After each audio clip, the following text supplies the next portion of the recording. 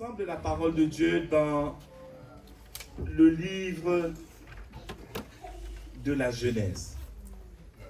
Nous allons lire dans le livre de la Genèse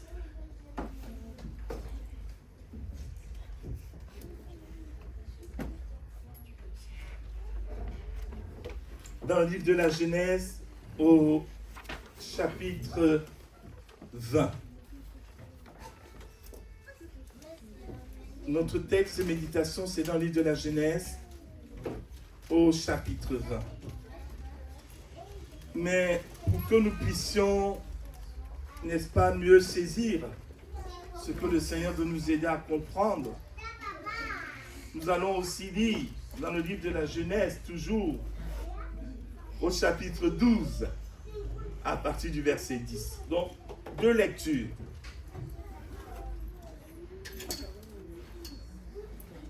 Deux lectures. Le livre de la Genèse au chapitre 20, ce sera l'objet de notre méditation aujourd'hui. Genèse chapitre 20, les versets 1 à 10. Ensuite, un deuxième lecteur fera la lecture du livre de la Genèse au chapitre 12. Amen.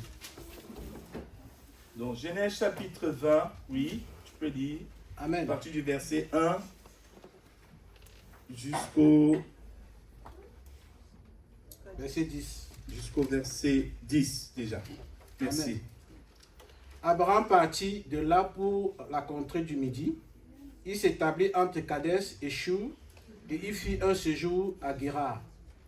Abraham disait de Sarah, sa femme, « C'est ma sœur. » Abimelech, roi de Guérar, fit enlever Sarah.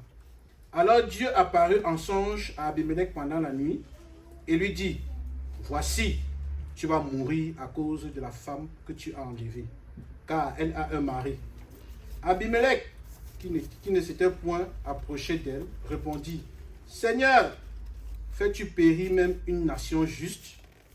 Ne m'a-t-il pas dit, c'est ma sœur, et elle-même n'a-t-elle pas dit, c'est mon frère? J'ai agi avec un cœur pur et avec les mains innocentes. » Dieu lui dit en songe, « Je sais que tu as agi avec un cœur pur. Aussi t'ai-je empêché de pécher contre moi. C'est pourquoi je n'ai pas permis que tu la touchasses. Maintenant, rends la femme de cet homme, car il est prophète. Il priera pour toi et tu vivras. Mais si tu ne la rends pas, sache que tu mourras. Tu, toi et tout ce qui t'appartient. » Abimelech se leva le matin. Il appela tous ses serviteurs et leur raconta toutes ces choses. Et ces gens furent saisis d'une grande frayeur. Abimelech appela aussi Abraham et lui dit, « Qu'est-ce que tu nous as fait? Et en quoi t'ai-je offensé? Que tu aies fait venir sur moi et sur mon royaume un si grand péché. Tu as commis à mon égard des actes qui ne doivent pas se commettre. » Et Abimelech dit à Abraham, « Quelle intention avais-tu pour agir de la sorte? » Amen. Gloire à Dieu. Lisons aussi dans Genèse au chapitre, donc j'ai dit au chapitre 12, à partir du verset 10 jusqu'au verset 20. Je vais lire. Oui, Genèse chapitre 12, verset 10 à 20. Je lis la parole de Dieu. Amen. Genèse 12, à partir du verset 10. Il y eut une famine dans le pays, et Abraham descendit en Égypte pour y séjourner, car la famine était grande dans le pays. Comme il était prêt d'entrer en Égypte, il dit à Sarai, sa femme, « Voici, je sais que tu es une femme belle de figure. Quand les Égyptiens te verront, ils diront, c'est sa femme, et ils me tueront, et te laisseront la vie. Dis, je te prie que tu es ma sœur, afin que je sois bien traité à cause de toi, et que mon âme vive grâce à toi. » Lorsqu'Abraham fut arrivé en Égypte, les Égyptiens virent que la femme était fort belle. Les grands de Pharaon la virent aussi, et la vantèrent à Pharaon. Et la femme fut emmenée dans la maison de Pharaon. et traita bien Abraham à cause d'elle. Et Abraham reçut des brebis, des bœufs, des ânes, des serviteurs et des servantes, des ânesses et des chameaux. Mais l'Éternel frappa de grande pluie Pharaon et sa maison au sujet de Sarai, femme d'Abraham. Alors Pharaon appela Abraham et dit: Qu'est-ce que tu m'as fait? Pourquoi ne m'as-tu pas déclaré que c'est ta femme? Pourquoi as-tu dit que c'est ma sœur? Aussi l'ai-je prise pour ma femme. Maintenant, voici ta femme, prends-la, va-t'en. Et Pharaon donna ordre à ses gens de le renvoyer, et lui et sa femme avec tout ce qui lui appartenait. Amen. Amen. Deux textes similaires dans le même livre de la Bible au sujet du même personnage biblique. Et quel personnage? Abraham, homme de foi, le père des croyants, et Sarah, sa femme. Deux textes qui sont là pour nous instruire. Et c'est dans la lecture du second texte, dans ma lecture suivie de la parole de Dieu, je lis continuellement l'Ancien Testament, le Nouveau Testament, et puis les proverbes et les psaumes, afin que je puisse manger, je dirais, toute la parole de Dieu. Que je ne mange pas seulement le petit déjeuner. On a besoin de consistance. C'est pour cela que je t'invite à avoir une lecture en parallèle de la Bible. Le Saint-Esprit m'a arrêté sur le premier texte que nous avons lu, où il nous est dit qu'Abraham s'établit entre Kadès et Shur, et il fit un séjour à Guérar. Au chapitre 12, il nous est dit d'Abraham, avant, n'est-ce pas, le verset 10, qu'Abraham avait quitté son pays, sa patrie, ses pères, pour se diriger vers le pays que Dieu lui avait montré. Et Abraham marchait avec Dieu dans une attitude d'obéissance. À chaque étape, à chaque endroit où il arrivait, dans ce territoire où il était étranger, la Bible nous dit qu'Abraham dressait à Dieu un autel de communion avec son Dieu. Alléluia. Abraham, dans cette démarche, adore le Seigneur. Il marche en communion avec lui. Et puis, soudainement, on nous dit au verset 10, il y eut une famine dans le pays et Abraham descend en Égypte. Au chapitre 20, nous avons également ici une situation où Abraham et Sarah, qui étaient établis dans un lieu où ils vivaient en communion avec Dieu, vont faire le choix de quitter cet endroit pour descendre à Guérar, pour aller à l'aventure. Le titre de mon message de ce matin, c'est « Chrétien, chrétienne, ne va pas à l'aventure ». Amen. Enfant de Dieu, ne va pas à l'aventure. Abraham et Sarah sont installés à un endroit où ils jouissent de la communion avec Dieu. D'ailleurs, le Seigneur les a visités aux chênes de Mamré. Dieu va les visiter et Dieu va leur dire, l'année prochaine, je reviendrai vous voir et Sarah, ta femme, aura un fils. Dieu lui a fait une promesse. Tu vas avoir un fils de ta femme Sarah, qui jusqu'à ce jour est stérile. Dieu est capable de rendre féconde celle qui est stérile. Amen. Dieu lui fait cette promesse. Donc Abraham et Sarah sont équipés de la promesse de Dieu. Au lieu de rester n'est-ce pas, stable dans ce point-là, dans cette relation-là avec Dieu, ils décident. Nous ne savons pour quelle raison ils vont le faire.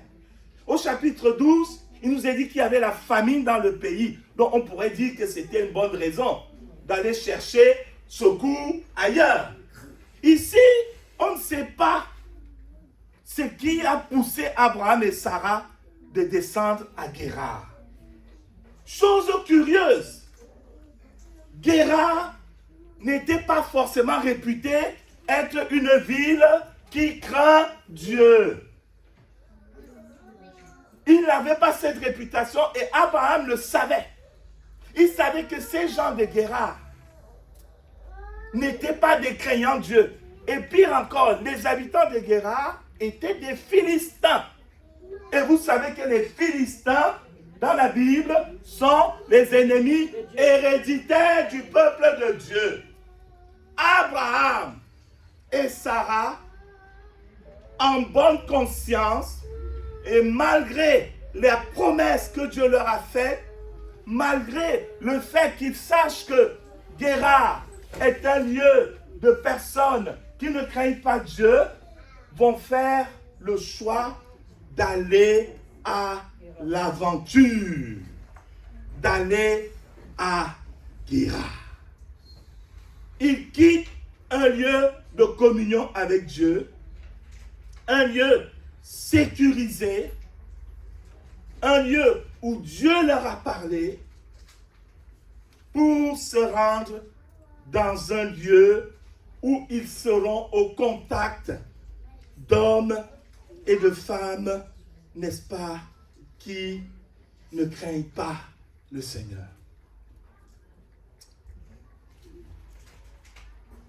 Il est dit, c'est un adage qui dit souvent que on se rend compte. Aidez-moi. On se rend compte. Chacun me dit à sa façon. On se rend compte qu'on était bien avant quand on a perdu ce qu'on avait. Quand on est bien, on a l'impression qu'on n'est pas bien. On a l'impression qu'il faut que j'aille chez le voisin. Parce que chez le voisin, ils sont bien. Chaque jour, c'est la musique là-bas. Chaque jour, c'est la belle vie. Mais nous, ici, c'est monotone. Il y a des chrétiens qui disent que la vie chrétienne est monotone. Tous les jours, vous allez à la réunion de prière. Chaque semaine. Vous ne pouvez pas faire autre chose. Hein? On ne t'a pas encore dit ça? Peut-être que toi-même, tu as déjà pensé ça dans ton cœur. C'est monotone. On va pas la réunion de prière cette semaine. Le pasteur va encore prêcher. On va encore faire ceci. Bon, je vais vivre autre chose. Il faut une vie un peu pimentée. Un peu pétillante. Donc, on va descendre à Guérar.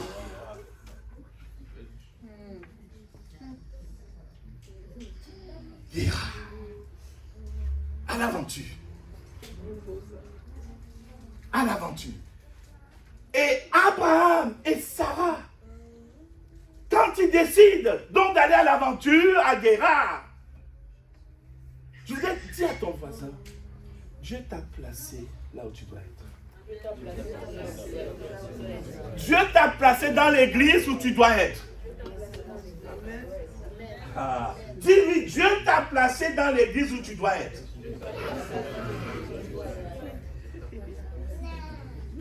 Dis-lui, ton église n'est pas parfaite. Mais Dieu t'a placé dans l'église où tu dois être. Dis-lui, ta famille n'est pas parfaite. Mais Dieu t'a fait naître dans la famille où tu devais naître. Et oui, bien aimés frères et sœurs, il est important de se le dire. Abraham et Sarah étaient bien. Tout allait bien. Dieu va les visiter et faire la promesse. Mais malgré tout ça, on va à Guérard. Et regardez maintenant ce qui se passe à partir du moment où ils décident de descendre à Guérard.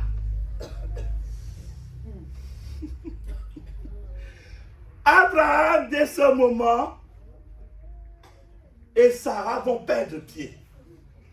D'abord,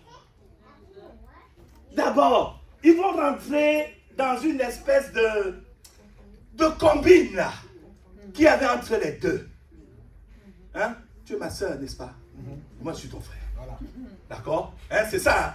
Bon, tu sais qu'on va là-bas à Guérard. Les gens, ils sont bizarres. Donc, arrivé là-bas, Sarah, tu es ma soeur. Et moi, Abraham, je suis ton frère. Terminé. Quand tu commences à descendre à Guérard, tu commences à faire des combines.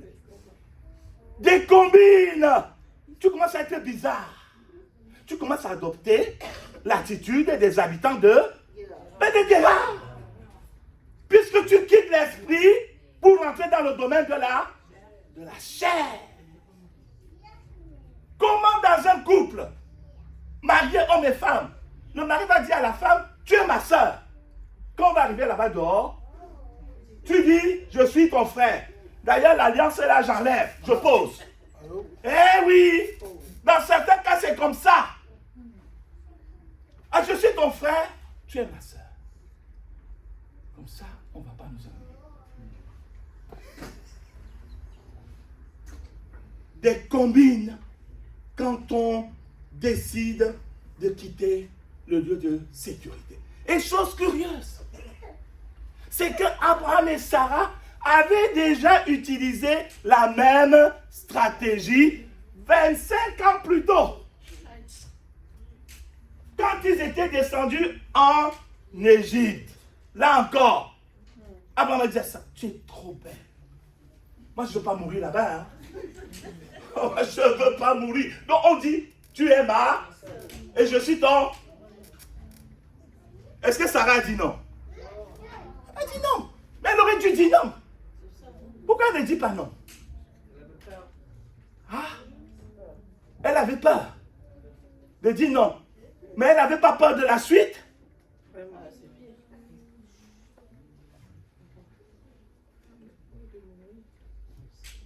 Abraham et Sarah sont donc des récidivistes de la chose. Ah oui, je vais utiliser ce mot à bon escient. Ils sont récidivistes. 25 ans avant, ils ont fait la chose. Est-ce que ça a marché? Quand ils sont remontés d'Égypte 25 ans plus tôt, qu'est-ce qui s'est passé? Pharaon les a chassés. Pourquoi? Parce que Dieu avait frappé l'Égypte de plaie. Et Pharaon a dit, c'est à cause de toi qu'on est frappé ici. Ce n'est pas ta soeur, c'est ta femme. Sors. Va avec les richesses que tu as prises. Mais tu ne restes pas chez toi. Abraham et Sarah sont sortis. Mais est-ce qu'Abraham a compris la leçon? Est-ce que cette habitude qui était installée dans le cœur d'Abraham, cette façon de faire, ce cœur qui était incliné à faire des petites combines, est-ce qu'il avait compris que Dieu voulait qu'il abandonne cela? Abraham et Sarah ne l'ont pas du tout compris. Vous savez, des fois on pense que le temps efface les mauvaises habitudes. Le temps efface les mauvais désirs qu'il y a dans le cœur. Le temps ne les efface pas. La racine de péché reste là. Même s'il faut qu'elle reste 10 ans, 20 ans, 40, 30 ans. Si on ne l'a pas traitée, elle est là. Et elle attend une occasion propice pour se manifester. C'est pourquoi des fois on dit, mes frères et sœurs, on n'a pas parlé, tu n'as pas eu ce problème il y a 10 ans. Comment encore aujourd'hui tu es là? Mais oui, il a eu le problème il y a 10 ans, mais il n'a pas traité le problème. Il a dit, Seigneur, pardonne-moi. Alléluia. Amen. Mais dans son cœur, la Bible dit que le cœur de l'homme est comment? Tortueux par-dessus tout. Dis à ton voisin, ton cœur est tortueux. Tu peux me le dire. Frères et sœurs, la Bible dit que nos cœurs sont tortueux. C'est que nos cœurs sont tortueux. Nos cœurs sont tortueux. Si nous ne traitons pas devant Dieu le problème des racines de péché dans nos cœurs, nous sommes en danger. Parce que le diable attend toujours une occasion comment? Favorable. Il reste tranquille. Ah, tu es plein des ailes. Alléluia. Il nous Dieu. Bon, là, on ne va pas l'attaquer. On reste tranquille. Tant qu'Abraham est en communion avec son Dieu, pas de souci. Mais là, il descend à Guérard et il prend peur. Il dit non. Il paye l'assurance. Si on va à Guérard, ils vont vouloir me tuer. Et là, son cœur, la racine qui est en sommeil, elle reprend vie. Tu es ma soeur, je suis ton frère. Abraham et Sarah mentent. Mon frère, ma soeur, tu dois amener devant Dieu toute pensée captive à l'autorité de Christ, à l'obéissance à Jésus. Il y a des pensées dans nos cœurs, frères et sœurs. Il y a des attitudes que nous avons. Il y a des façons de faire. Peut-être toi, tu es un homme. Dès que tu vas voir une femme, tu commences à parler. Tu parles. C'est une habitude qui est là. Il faut la travailler. Il faut travailler, Seigneur. Là, cette pensée-là, cette façon que j'ai fait là, ça ne va pas. Change mon cœur. J'entends pas vos amens. Amen. Change. Beaucoup d'enfants de Dieu sont tombés. Ils sont dans les églises, mais ils sont déjà spirituellement morts. Amen. Parce qu'ils n'ont pas travaillé cette question de la racine du péché. La racine. Vous savez, il y a des arbres, tu les coupes là, mais la racine est toujours dedans. N'est-ce pas? Quand le printemps arrive, tu vois, il repousse. Le bananier notamment. On avait des bananiers dans le jardin. J'ai dû prendre la pioche pour aller déraciner en profondeur ces racines pour qu'il n'y ait plus de rejetons à l'endroit où je voulais pas qu'il y en ait. Tiens, ton voisin, prends la pioche. Alléluia. Nous devons être objectifs, vrais avec nous-mêmes. Savoir dire, moi, j'ai une difficulté dans tel domaine. Je suis faible dans ce domaine. J'ai besoin que le Seigneur m'aide, qu'il change mon cœur par rapport à ça. Moi, quand mon mari dit A, moi je dis l'alphabet 3 fois. Parce que lui ne connaît pas l'alphabet. Donc je dis 3 fois l'alphabet. Voilà. Tu dois travailler. Tu ne peux pas rester là et dire Jésus, je t'aime. Oui, tu aimes le Seigneur. Mais travaille ce problème-là parce que un jour, ton alphabet 3 fois là peut amener un autre problème dans ton couple.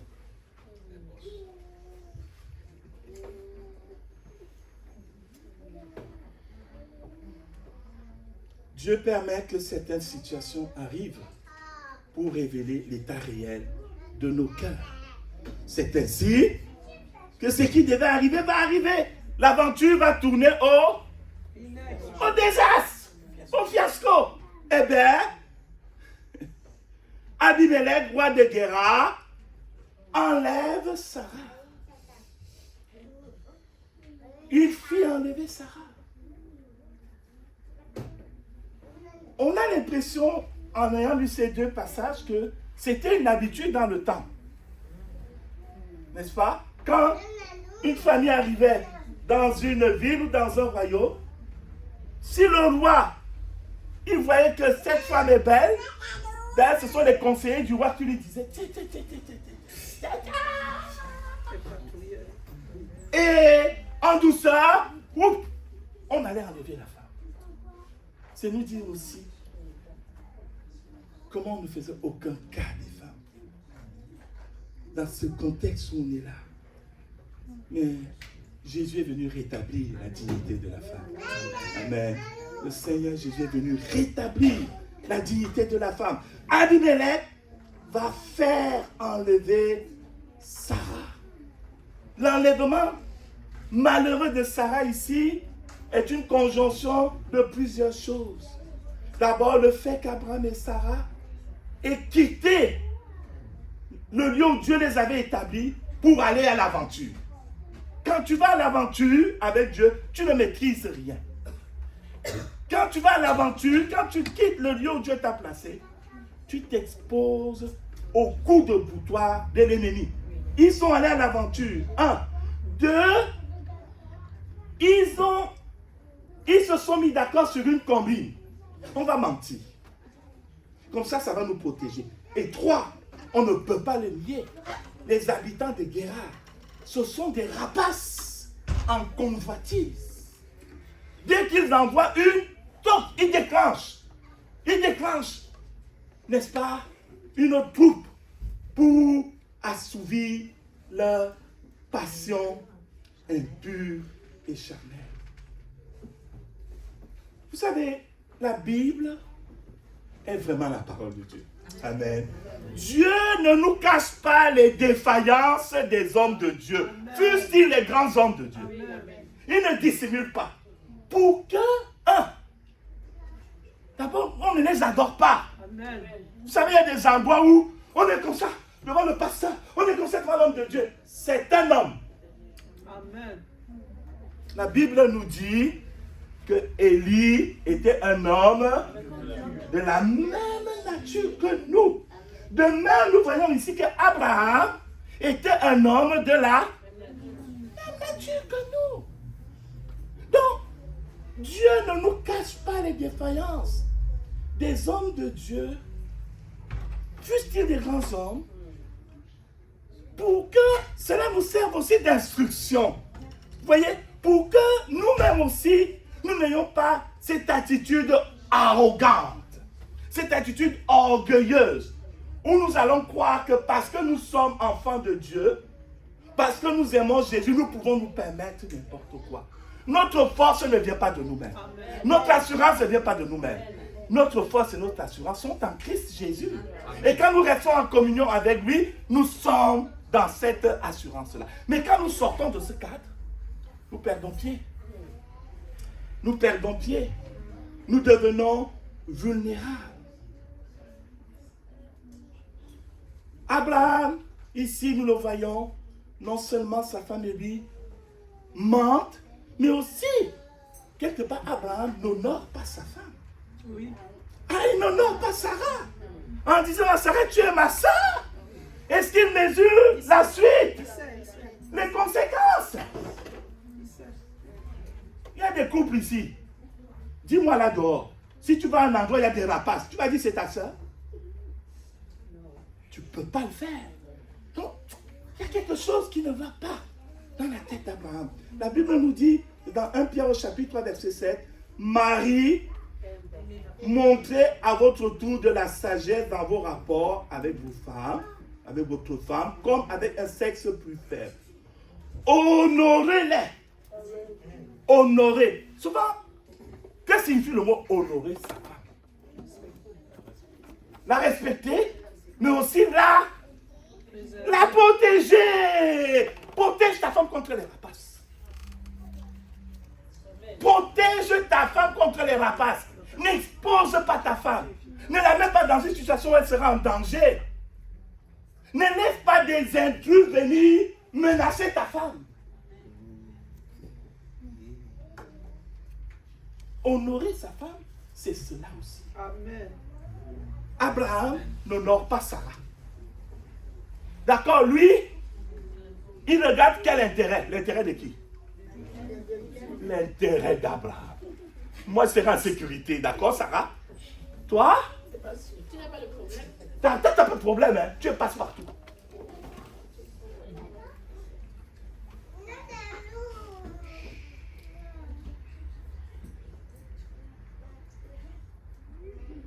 Alors que Sarah est dans l'attente du fils promis. Sarah va être enceinte. C'était dans les mois qui suivent. Dieu a fait la promesse. Mais Abraham accepte que Sarah passe par cette situation. Oui. Il n'a pas hésité à la prêter, sachant que s'il y avait un enfant, c'est... Nous, on ne mesure pas la chose. Hein? Dieu a fait la promesse. Si Sarah passe là où elle va passer et qu'il y a un enfant, c'est l'enfant la promesse là. Faisons très attention, bien-aimés frères et sœurs. Examinons nos vies. Est-ce qu'il n'y a pas dans ton cœur certaines habitudes cachées là que tu avais autrefois quand tu ne connaissais pas Jésus? Mais même depuis que tu connais Jésus, il y a quand même ça là dans ton cœur.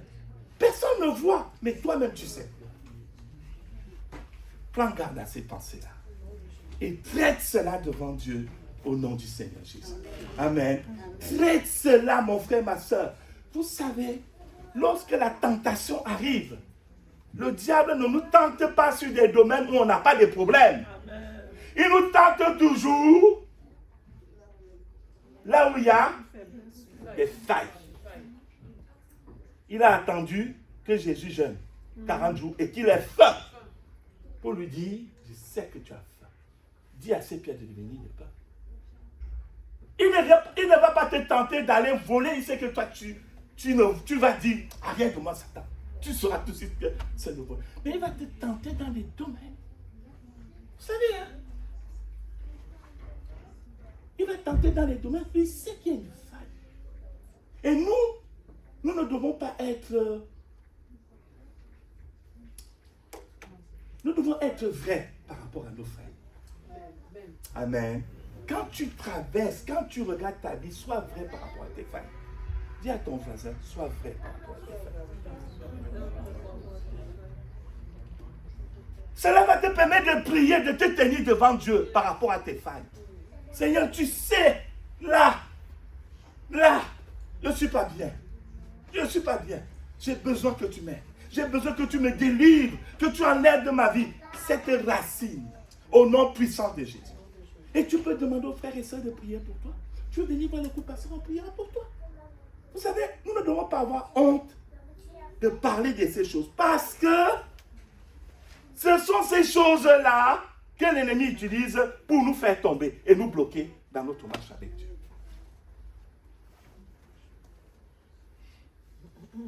L'aventure tourne au désastre. Mais, Dieu.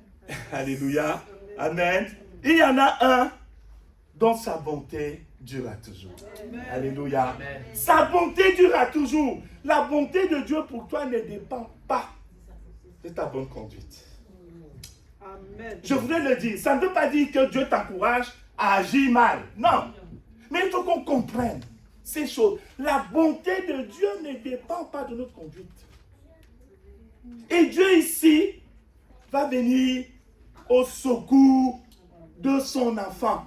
Au secours, n'est-ce pas, d'Abraham et de Sarah.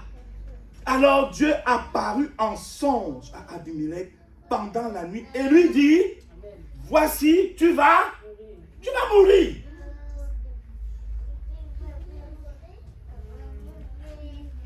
Tu vas mourir. La Bible nous dit quoi? Dieu parle tantôt d'une manière, tantôt d'une autre. Dieu parle.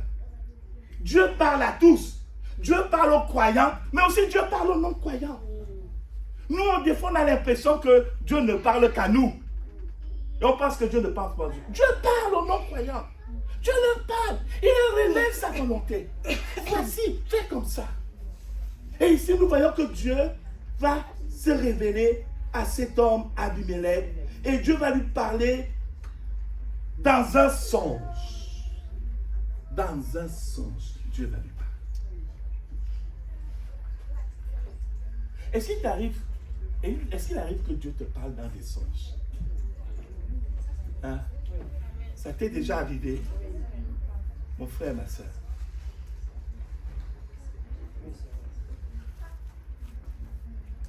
Est-ce que Dieu te parle dans des songes? Je pose ma question. Ou bien toi, quand tu dors, tu dors. Hein? C'est vrai, il y en a, quand ils dorment, ils dorment. Et moi, je dis, mais toi, tu as prié la nuit, tu n'as rien lu. Non, frère, je dormais. Dieu parle dans des songes, mon frère. Si Dieu ne te parle pas dans des songes, moi, je ne sais pas. Hein? La Bible ne dit pas qu'il faut à tout prix que Dieu nous parle dans des songes. Ce n'est pas ce que j'ai dit. Mais Dieu parle dans des songes, frère et soeur. Dieu parle. Dieu a parlé à Joseph dans des songes pour lui dire, hé, prends ta femme Marie et le fils qui vient de naître. Allez en Égypte parce que, comment ça s'appelle? Pas Pharaon. Le nom du roi. Hérode a cherché l'enfant pour le tuer. Dieu a parlé dans un songe. Dieu parle. Dieu parle. Nous devons dans nos prières dire, Seigneur, parle-moi. C'est homme dit, Seigneur, parle-moi dans ta parole. Oui, c'est vrai. Mais Dieu ne parle pas seulement dans la parole. Dieu parle tantôt d'une autre. Dieu n'est pas limité dans sa façon de nous parler. Nous, des fois, on veut le limiter. Tu me parles, mais seulement comme ça. Non. Il est Dieu. Il a parlé à Balaam avec un âne. Si Dieu veut te parler avec un âne, tu vas lui dire non, c'est pas ça. J'attends que tu parles dans la parole. Faut être à l'écoute, hein. Faut être à l'écoute, hein. Frères et sœurs, dis à ton voisin, sois attentif à ce que Dieu te dit. Dieu peut nous parler par un non-croyant. Tu ne vas pas dire, c'est un non-croyant, donc je ferme l'oreille. Même pas un fou.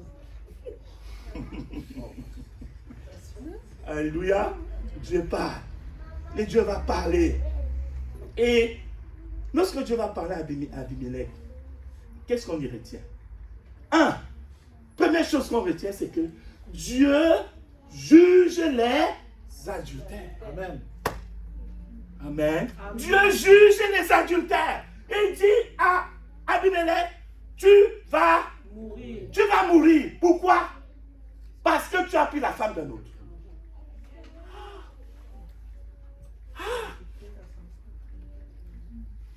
Combien de gens ont besoin d'entendre la voix de Dieu leur dire, tu vas mourir parce que tu es adultère. Parce que tu vis dans la débauche. Frères et sœurs, que Dieu nous aide à comprendre ces choses. Dieu est saint. Dieu est juste. Dieu est le gouverneur moral de l'univers. Il juge les anges, il juge l'humanité. Tu vas mourir. Tu as pris la femme d'un autre. Et dans Hébreux chapitre 13, verset 4, la Bible dit que le mariage soit comment? Honoré de tous. Honoré de tous. Et le lit conjugal. Et le lit conjugal comment? Exempt de souillure. Attention. Le exempt de souillure. Pourquoi? Car Dieu jugera les impudiques et les adultères. Nous devons nous garder de ces choses. Nous garder des situations qui attirent les pensées adultères. Il faut le dire. Beaucoup de gens ont besoin d'entendre cette voix de Dieu. Tu vas mourir. Et beaucoup l'ont entendu. Mais ils n'ont pas prêté attention. Ils ont continué. Beaucoup de morts précoces. Dans le monde, mais aussi dans les églises. C'est ce que Paul dit quand il s'adresse aux Corinthiens. Dieu juge les adultères. Mais aussi nous voyons ici que Dieu écoute. Il écoute aussi ce que nous avons à lui dire. Amen. Amen. Dieu va écouter la plaidoirie d'Abimelech. Il va écouter. C'est dans Ésaïe où le Seigneur dit, venez, plaidons. Plaidons. Parlons ensemble. Tu es dans cette situation. Dis-moi, qu'est-ce qu'il y a? Dieu veut t'écouter. Souvent, nous croyons que Dieu veut seulement dire, oui Seigneur, maintenant je te suis. Maintenant. Non, Dieu te dit, parle-moi. Explique-moi ce qu'il va. C'est pas parce qu'il ne sait pas. Mais c'est parce que quand on parle avec Dieu, ça nous aide nous-mêmes aussi à comprendre certaines choses. Tu vois, quand tu parles même avec ton voisin, même avec ton époux, ça t'aide toi-même à avancer dans ta réflexion. Abimelech va parler. Abimelech va dire, mais Seigneur, toi tu vas juger même une action juste. Mais moi, il m'a dit que c'est sa soeur. Et elle-même m'a aussi dit que c'est son frère. Et donc du coup, moi, j'ai pensé que c'était une femme libre. Donc je l'ai prise. Sauf qu'il avait déjà une femme. Et il n'a pas une autre. Donc Dieu va l'écouter. Dieu veut t'écouter, mon frère, ma soeur. Parler à Dieu s'appelle la prière. La prière, c'est une conversation avec Dieu.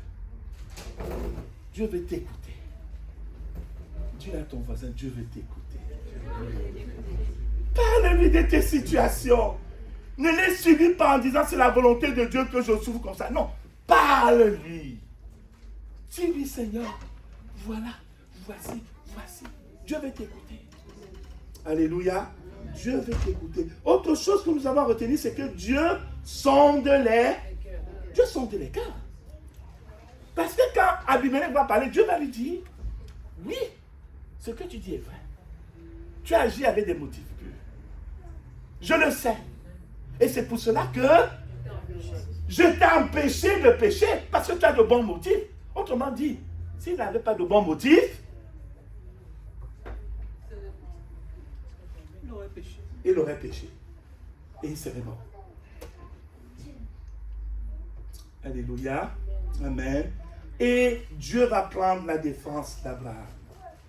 Wow. Dieu va prendre la défense d'Abraham. Mais qui fallait-il défendre dans cette affaire? Dites-moi, si c'était toi, tu aurais défendu qui? Oui, tu aurais défendu Abimelech et Sarah. Abimelech d'abord. Sarah après, mais Abimelech. Moi, je n'aurais pas défendu Abraham. Mais Dieu défend qui? Abraham. Tu me dis, Seigneur, c'est quoi ça? Comment se fait-il que tu descends quelqu'un qui a menti? Il a fait une combine. Et maintenant, il est tombé dans son piège. Et tu viens le défendre. Alléluia. Amen. Tu oublies une chose. Abraham est un enfant de... Il est enfant de Dieu. Il est né de nouveau. Amen. Il est né de nouveau. Il est né de l'Esprit. Il est entré dans une alliance avec Dieu.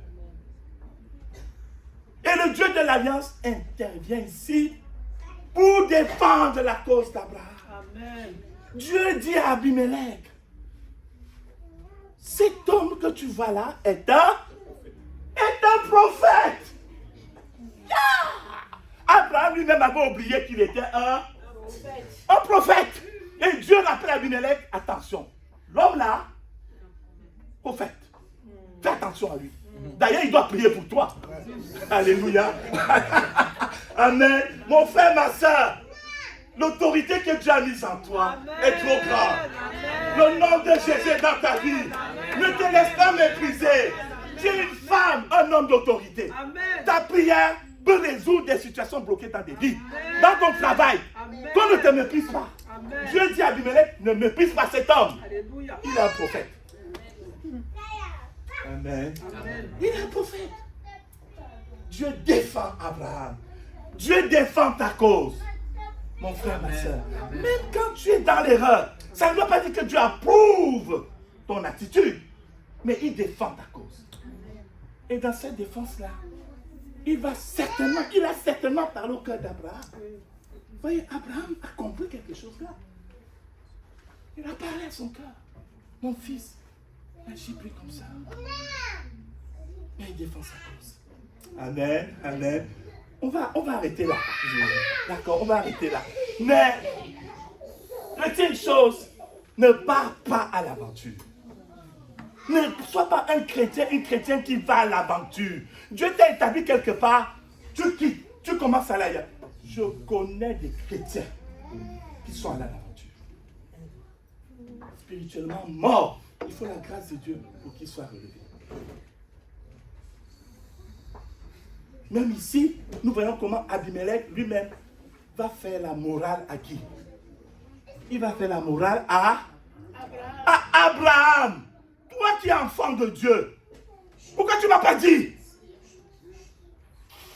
Est-ce que c'est déjà arrivé qu'un non-croyant te fasse la morale? Frères et sœurs, ça va nous faire honte. Pas seulement qu'on dise oui. Moi, ça m'est déjà arrivé aussi. Mais ça doit faire honte.